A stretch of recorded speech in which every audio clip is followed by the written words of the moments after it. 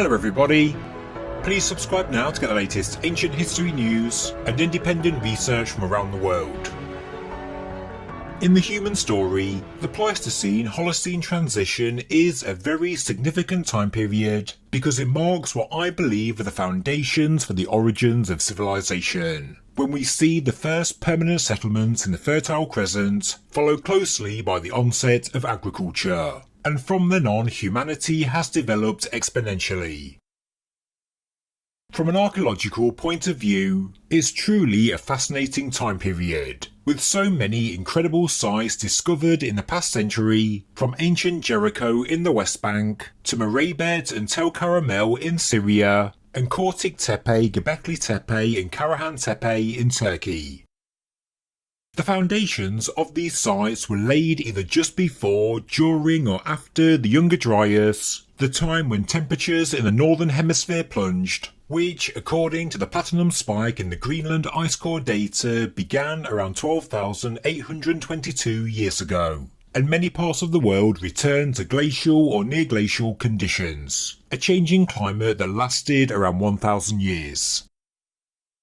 Before the Younger Dryas, between 14,670 and 12,890 years ago, Greenland ice core data shows that the northern hemisphere was experiencing the Bolling-Alerod late glacial interstadial.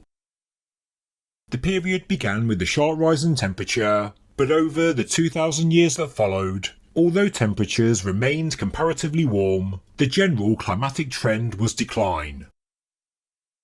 This all came to a head with the onset of the Younger Dryas, where various datasets show a somewhat dramatic drop in temperature, by 4 to 10 degrees Celsius depending on where you lived. And that is an important point, because not every part of the planet was affected in the same way.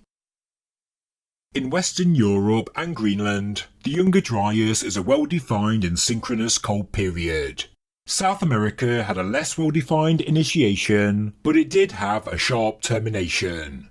Australia and New Zealand were seemingly unaffected, but interestingly, around 100 years or so before the onset of the Younger Dryas, as recorded in the Greenland data, Antarctic ice core data shows the opposite trend, and the southern polar regions began to warm up.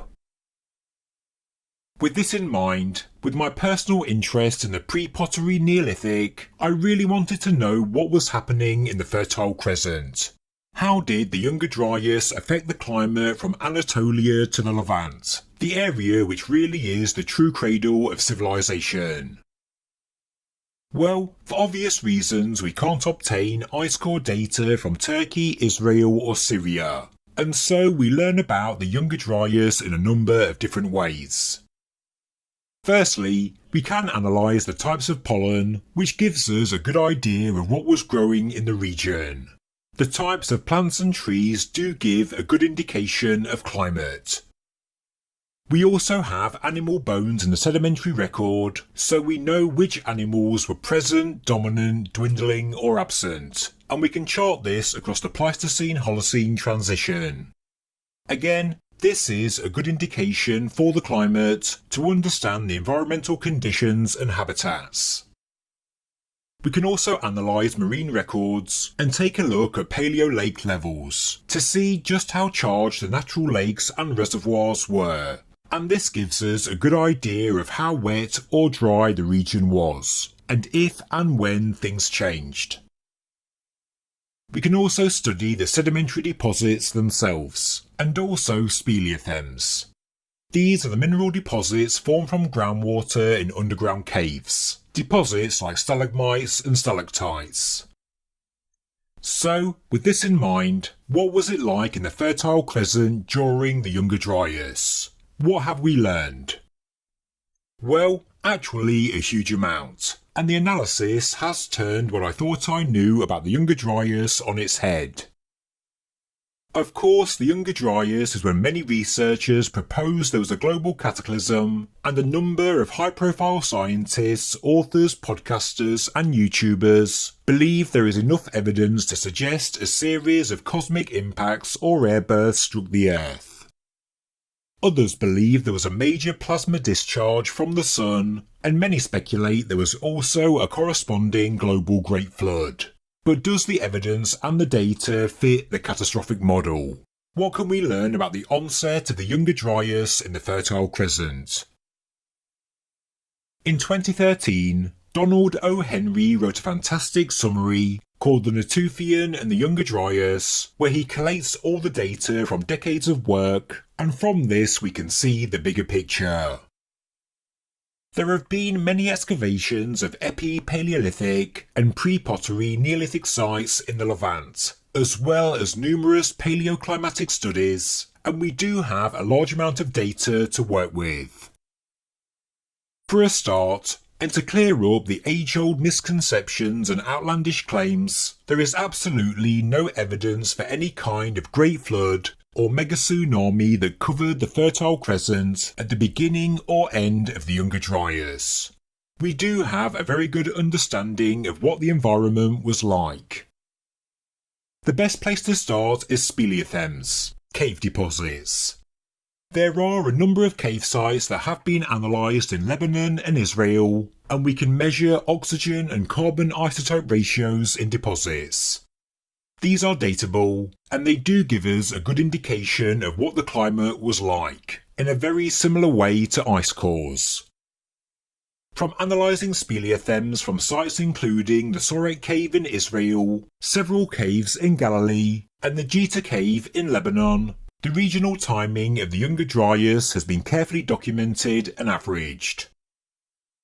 Interestingly, we see the climate becoming colder and drier from 14,000 years ago, and using isotopes in speleothems, the true onset of the Younger Dryas in this part of the world has been dated between 13,000 and 13,200 years ago, which is earlier than expected, and it ended between 11,200 and 11,400 years ago, which is later than expected.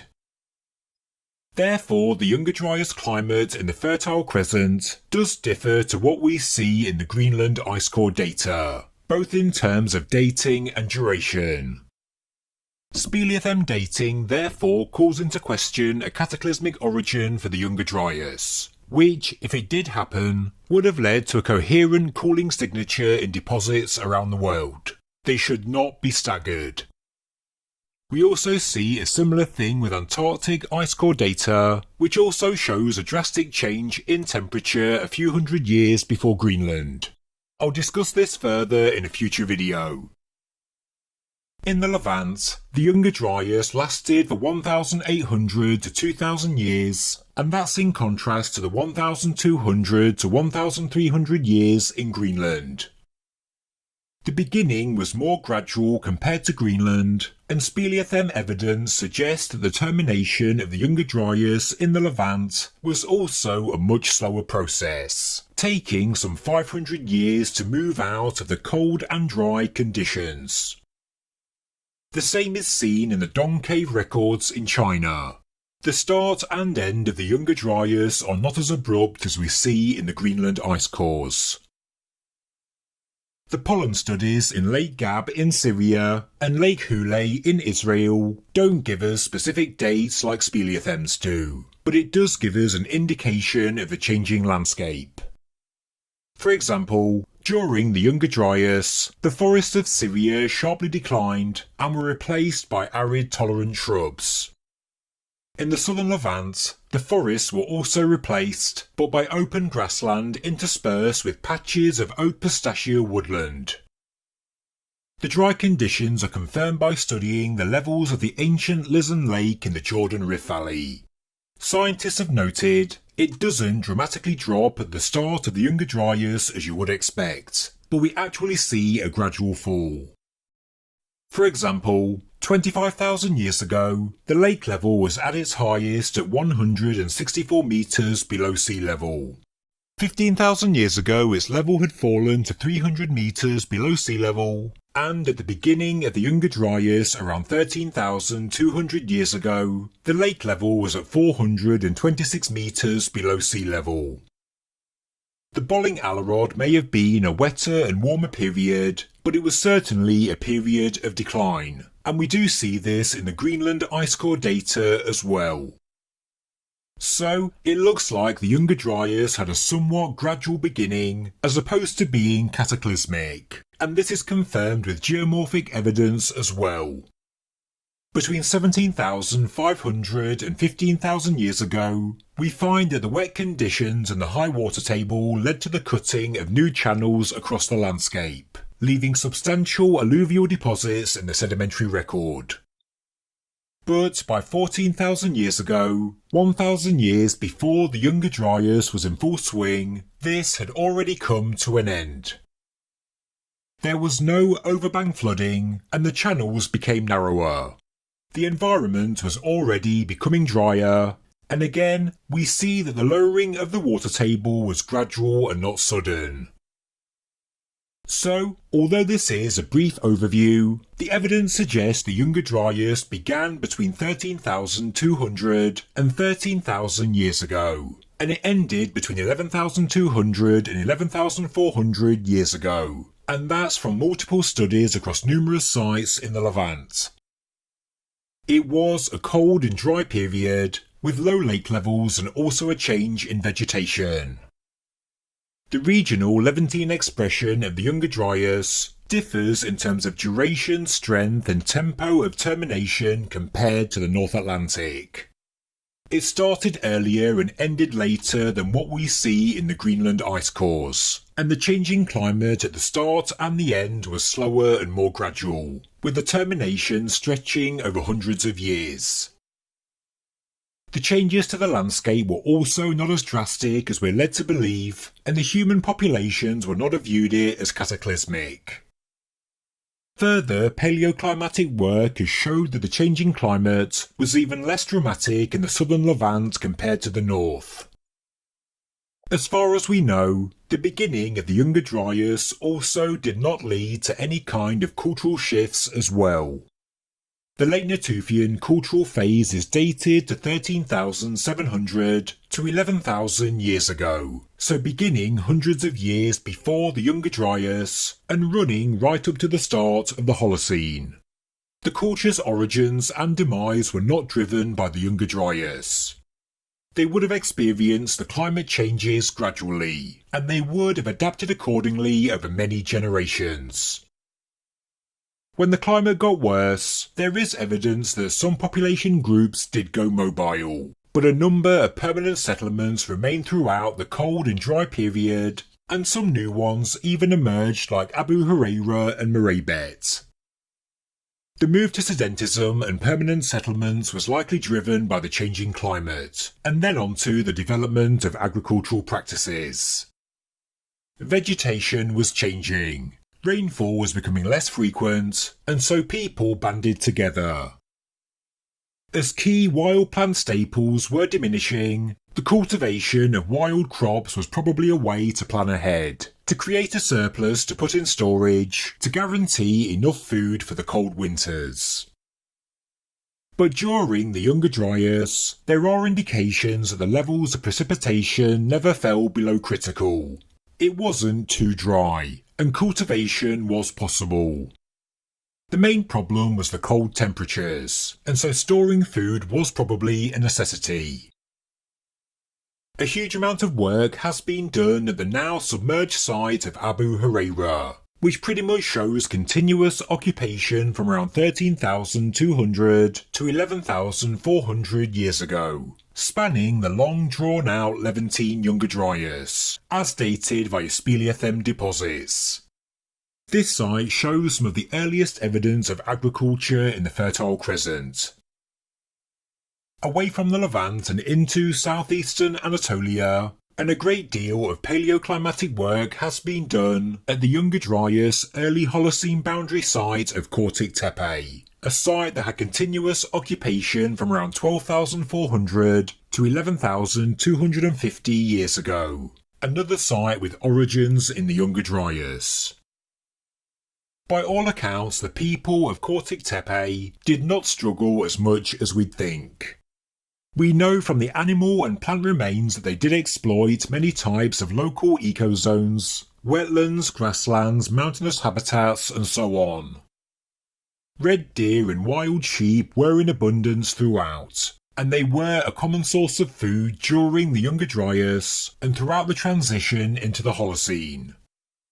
The animal remains at Cortic Tepe also tell us about the climate. In the early to mid-life of the settlement, there is a notable lack of aurochs, wild boar and waterbirds. Being animals attracted to wetlands, their absence does indicate dry conditions.